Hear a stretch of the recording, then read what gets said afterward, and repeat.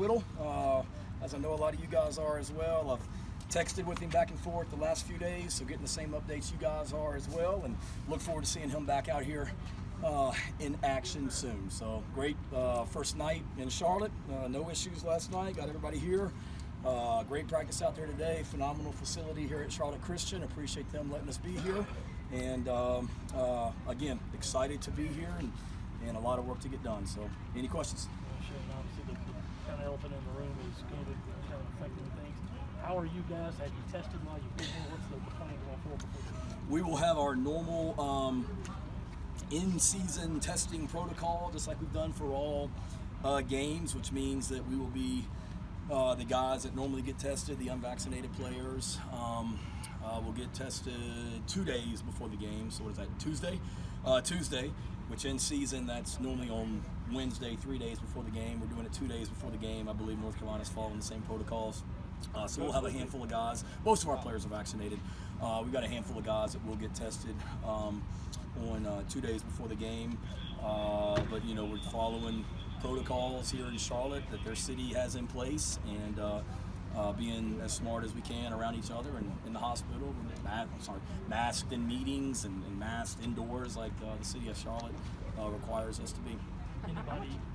How much of an extra challenge is that just with how Omicron is sort of affecting the landscape of college football right now?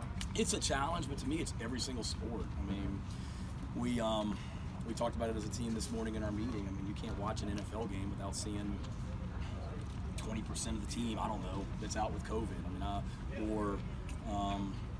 or a coach that has to miss a game because of COVID, or men's basketball games in college getting canceled, or women's games having issues, or I don't, no disrespect to the NBA, I haven't followed the NBA much, but from what I understand, there's a lot of teams that basically have like lost their roster and they're just signing guys off the street. So it's everywhere. So any issues that we may have, we're not going to sit around and feel sorry for ourselves, because everybody in the country is, you know, dealing with it right now, and it's unfortunate, but we're trying to be as smart as we can and you know, make sure that we got as full a group as possible to go compete against North Carolina on Thursday. Outside of COVID, Shane, anybody not come back on the break that you're expecting for suspension, discipline, anything else? We have one young man whose grandmother is about to pass away, John Darius Morgan.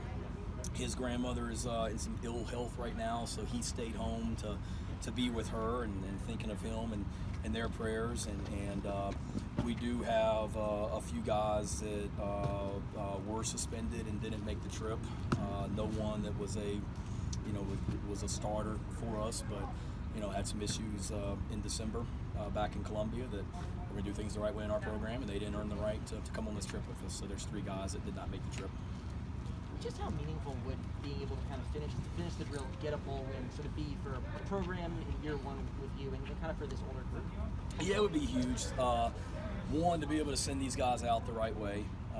These super seniors that I'm so appreciative for, would be awesome to send those guys out the right way. You know, to get a 7th win, to do it here in Charlotte, to do it against a great opponent like North Carolina. I mean, we've talked to our players all month that, you know, this is my, I think, 18th bowl game as a coach, 23 if you count my time in college as a player. And the bowl games that I've been successful in are the bowls where the team is most excited to be at the bowl.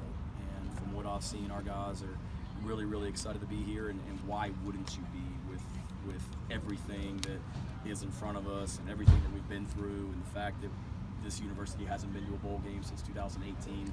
There's a lot to be excited about. Shane, you know, when you get guys who come in, they've been with you all year, and they maybe gone pro or transfer, what have you, do you have to switch around your offensive, defensive plans that drastically, or is it just, hey, we've been doing this for 12 games and we'll keep doing it? No, I think you've been doing it. Now, there's certainly things that you know, certain guys did on offense or defense. You know, obviously we're talking about Zaquandre and JJ that did defensively that, you know, maybe do a little bit better than the other guys at their position, that you maybe don't do as much or don't feature as much. But I would say that everything Zaquandre did from a running back standpoint, our other guys do a great job of as well. You know, the Case. Hey, buddy. What'd you think of practice? Pretty good? All right. Not very definitive. Kind of how I feel. Politically correct. there's certainly, and then defensively, you know, all of our guys at that position can do a lot of the same things. I think maybe the biggest thing is just, you know, some personnel packages. It limits your depth. I mean, we use multiple personnel packages on defense, and we do multiple things on offense. And if you're down some guys, that maybe limits the amount of packages you can run. But no, not a whole lot of changes from a schematic standpoint. No. Shane, are you able to share which 3 guys didn't make the trip? I'd rather not. I know you guys will be out here tomorrow checking off names at practice as far as who's out here and things like that. Am I right? So you guys will probably be able to deduct from that. But no, I mean, that's an in-house matter, and I'd rather just, you know, let y'all figure it out. I guess how much of a challenge is Sam Howell for this defense, especially with a guy like JJ? A huge challenge. I knew what a great player he was, but I didn't realize what a talented just runner he is. I mean, I think he's 7th in the ACC in rushing right now, yards per game. And that's, I mean, you take the sacks out of it. I think he's been sacked quite a few times. That if you take that out of it, he's up there probably 1 or 2 in the conference, probably in rushing. And it's not flukes. I mean, he's breaking tackles and people are bouncing off of him. I mean, I got so much respect for him. He's such a tough competitor. He's a winner. He's a big challenge, running and throwing. He actually was on our campus a little bit in June. We went at one of our 7-on-7 camps. He had a friend that was participating in the 7-on-7 camp and came down and spent the afternoon in Columbia with us and had a chance to visit with him. And great young man, and I've got a ton of respect for him. You know, as a player, they do a great job with him. He's a great player.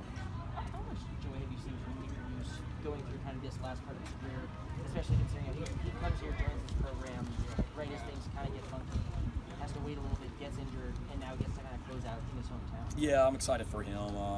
You know, came back and has put a lot into it and been a great leader for us, and a chance to come back here to this area and play his last game in North Carolina, I know is exciting for him, and I got a ton of respect for Nick, just the way he practices, and he's just steady and you know, comes to work every single day.